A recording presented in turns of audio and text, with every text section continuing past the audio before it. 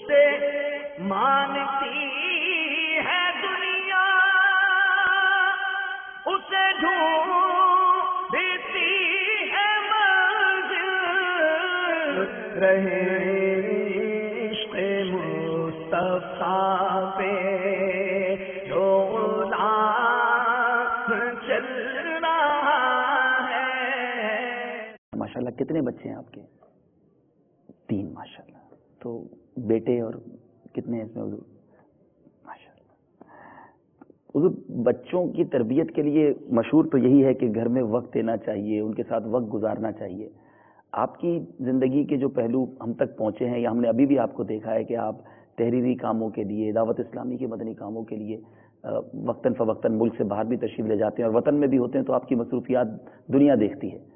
تو کیا آپ نے اپنے بچوں کو شاید اتنا وقت تو نہیں دیا، تو پھر ان کی تربیت کس طرح ہوئی؟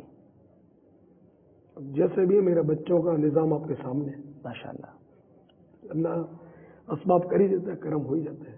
جیسے بھی ہے، اس میں میں تھوڑی دعویٰ کروں، میں کوتاہیاں تو ہے میری، ڈر بھی لگتا ہے کہ قرآن پاک میں قوا انفسکم واہلیکم نارا، اپنے آپ کو اور اپنے گھر والوں کو جہنم کے آگ سے بچاؤ، تو ڈر تو لگتا ہے، تربیت تو کوتاہی بہت ہے، کہیں آخرت میں پکڑا نہ جاؤ، اللہ معاف فرما دے۔ آپ کے دونوں بیٹے الحمدللہ ساری دنیا کے لیے الحمدللہ ایک مثال ہیں۔ بڑے شہزادے الحاج عبید رضا اتاری، اور پھر ہمارے دوسرے شہزادے جو ہیں ماشاءاللہ ان کی نعتیں مدنی چینل پر دھوم دھام سے چلا کرتی ہیں، حاجی بلال رضا اتاری، تو ماشاءاللہ یہ آپ کی تربیت کا شاہکار ہیں۔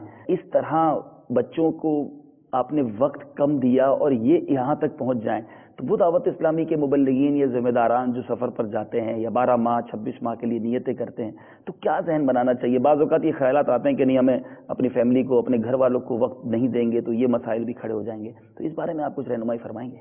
گھر والوں کو وقت تو خیر سبھی دیتے ہیں اور دینا بھی چاہیے، لیکن اس کے علاوہ تو وقت تو بہت ملتا ہے دینا ہوتا ہے، لیکن مطلب کام کرنے والا چاہیے۔ وہ دنیا کا کام کرتا ہے آدمی تو روزانہ 8 گھنٹے 10 گھنٹے 12 گھنٹے ڈیلی جی دے ہی رہا ہے نا۔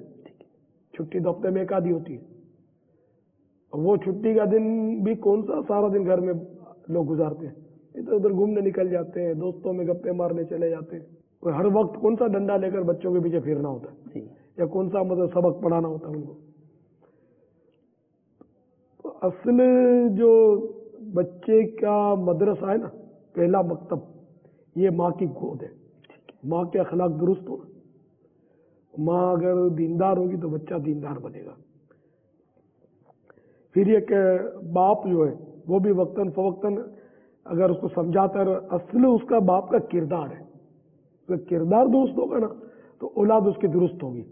باپ کا کردار ہی غلط ہوگا تو اولاد کی کیا تربیت ہوگی؟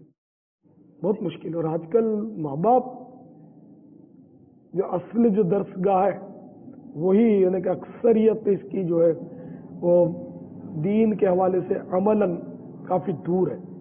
اولاد کا بگاڑ اسی وجہ سے زیادہ ہو رہا ہے۔ صلو علی الحبیب صلی اللہ تعالی علی محمد۔ اسے مانتی ہے دنیا، اسے ڈھونڈتی ہے منزل، رہے عشق مصطفیٰ پہ